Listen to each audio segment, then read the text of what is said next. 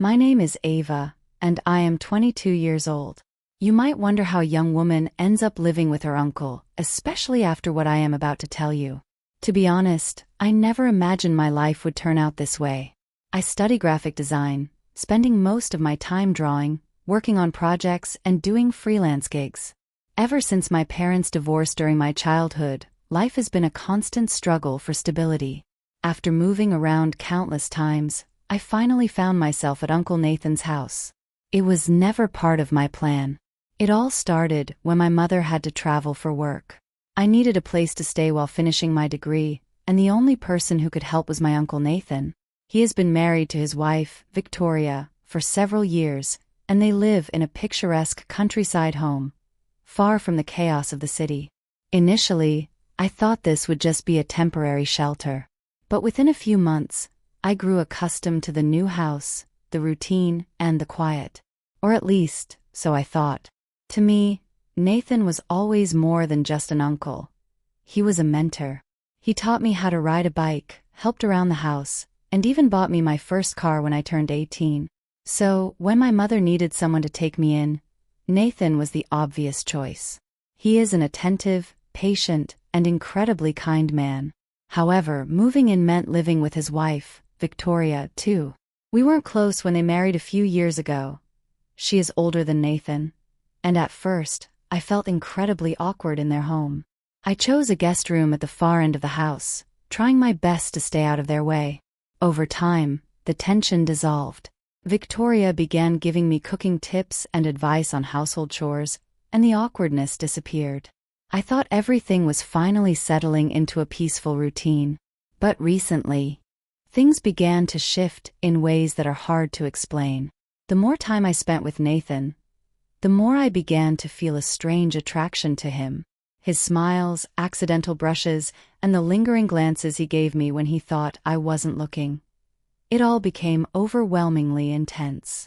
I knew what people would think, that he is my uncle and this is absurd. But the connection felt undeniable. I tried to convince myself it was all in my head.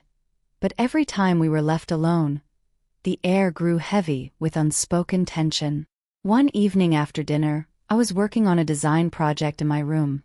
Nathan had been asleep for a few hours, and Victoria had gone out with her friends, leaving the two of us alone in the house.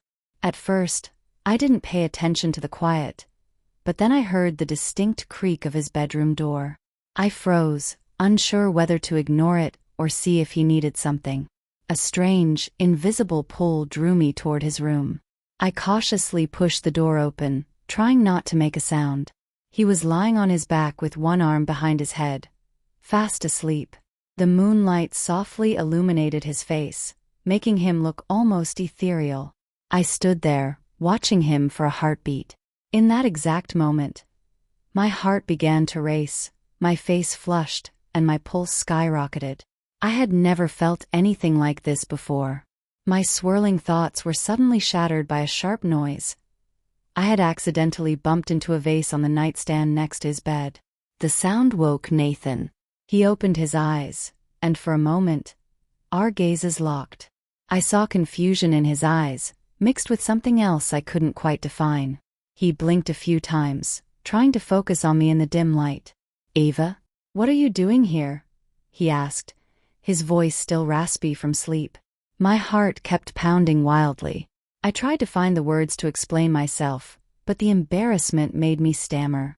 I didn't mean to wake you," I mumbled. Nathan slowly sat up and rubbed his eyes. He smiled at me with that same kind, patient warmth he always had. But tonight, there was a different spark in his eyes, one that made my breath catch.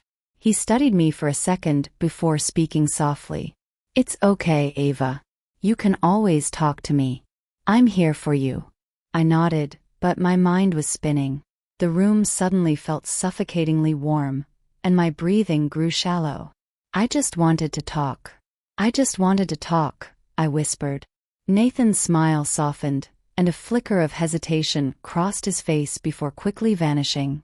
He patted the space on the bed next to him. "Come here then," he said warmly. "You can always talk to me." I stood there, paralyzed by indecision, but something powerful inside me kept pushing me forward. I could feel the warmth radiating from him. His gaze was soft, yet filled with an undeniable, piercing intensity that made my skin tingle. "Ava, are you okay?" Nathan asked quietly. Before I could even process a response, I leaned in closer. My breathing was ragged, and my heart was practically in my throat. I couldn't rationalize what was happening anymore. The entire room felt charged, as if the very air was thick with electricity. Nathan didn't pull away. His eyes stayed locked on mine, his own breathing deepening to match my rhythm. The silence between us grew heavier, weighed down by years of unspoken words. My thoughts were a chaotic blur, but deep down, I knew everything had been leading up to this exact moment. There was no turning back. I slowly leaned down, a visible tremble running through my body. When my lips finally brushed against his, it was hesitant and uncertain at first. But the moment his lips responded to mine, everything shifted. My mind screamed at me to stop, to pull away, but my body refused to listen. The desire was too strong. I wanted this. Nathan's hand gently came up to cup my cheek, drawing me even closer, while his other hand rested beside him, radiating a heat that consumed my entire being.